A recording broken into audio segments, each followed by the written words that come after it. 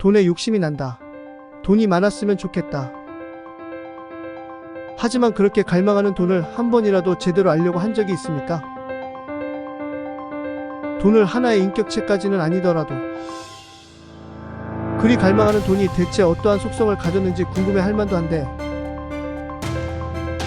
우리는 단지 돈이 많음에 집착하고 있었던 것은 아닐까요? 김승호 회장이 쓴 책 돈의 속성에 대해 정리해봤습니다.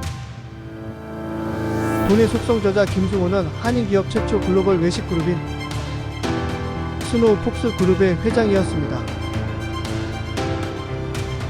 연매출 1조 원의 목표를 이루었고 일본 기업 젠쇼에 8천억 원에 매각하였습니다. 김승호 회장은 한국과 전 세계를 오가며 각종 강연을 통해 지금보다 더 나은 삶을 살고 싶어하는 많은 사람들을 만나고 있습니다. 그런 내용을 기반으로 집필된 책이 돈의 속성입니다. 돈의 속성은 최상위 부자가 말하는 돈에 대한 모든 것이라는 타이틀을 가지고 3년 연속 최장기 베스트셀러로 많은 사람들에게 사랑을 받고 있습니다. 가난한 이민 가장으로 돈이란 게 얼마나 야속하고 사람을 서럽게 만드는지 뼛속 깊이 새긴 김승호 회장은 그러한 경험을 바탕으로 돈의 관리자로 성공하였으며 깨달은 부의 이치를 많은 사람들과 나누려고 책을 출간했습니다. 그는 돈에 대해 이야기하는 것을 꺼려하고 품이 없는 것처럼 치부하는 사람들을 오히려 돈의 가치를 폄훼하는 위선적인 행위를 하고 있다고 비판하고 있습니다. 돈의 속성에서는 돈을 하나의 인격체라고 칭하며 모두에게 정말 필요하고 중요하지만 아무도 말하지 않는 진짜 돈 버는 방법, 진짜 돈을 벌어본 사람만이 아는 방법을 알려주고 있습니다. 가난한 이민 가장이 이룬 진짜 부에 대한 모든 방법이 담긴 돈이 가진 속성을 정리한 안내서이자 진짜 부자가 된 실제 인물이 말해주는 진짜 돈 만들기에 대한 책인 돈의 속성에서 공감되는 내용을 정리해봤습니다. 돈이야말로 나와 내가 사랑하는 사람들을 보호하거나 도울 수 있고 남에게 신세를 지지 않고 살게 해준다. 돈은 인격체가 가진 품성을 그대로 갖고 있기에 함부로 대하는 사람에겐 다가가지 않는다. 돈은 감정을 가진 실체라서 사랑하되 지나치면 안 되고 품을 때 품더라도 가야 할 땐 보내줘야 하며 절대 무시하거나 함부로 대해서는 안 된다. 돈은 당신을 언제든 지켜보고 있다. 나와 자본이 다른 자본을 만들기 위해 함께 일하고 있는 것이다. 상승장처럼 아무런 리스크를 겁내지 않을 때가 리스크가 가장 큰 경우도 있다. 리스크를 정확히 꿰뚫어 볼 수 있는 눈을 가져야 한다. 워렌 버핏의 유명한 말이 있다.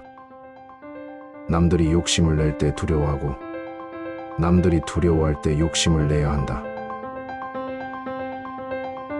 남의 돈을 대하는 태도가 내 돈을 대하는 태도다. 사람도 세상도 누구에게나 언제나 시간이 똑같이 흐르지 않는다.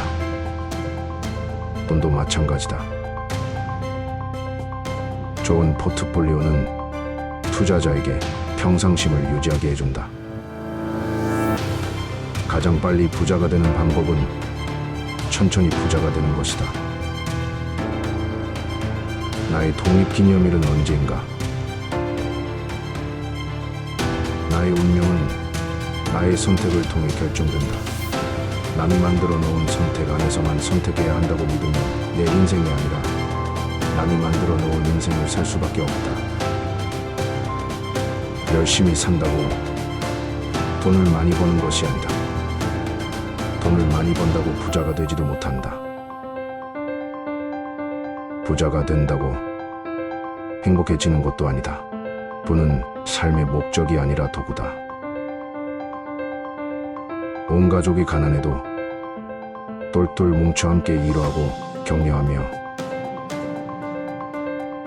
좁은 방에서 온기를 나누며 그래도 행복하게 산다는 이야기는 판타지다.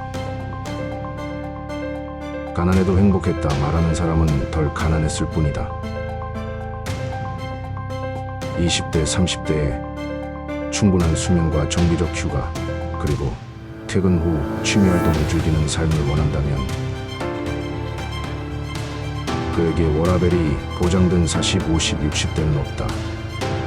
그런 생각을 했다는 것을 부끄러워해야 한다.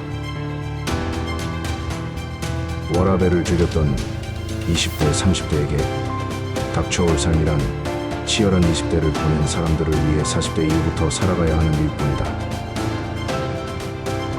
일론 머스크는 2020년 6월에 올린 트윗에서 나는 일주일 내내 하루 16시간, 1년 52주를 일하는데 사람들은 나를 행운아라고 부른다 라고 올린 적이 있다. 김승호 회장은 돈의 5가지 속성을 다음과 같이 정리합니다.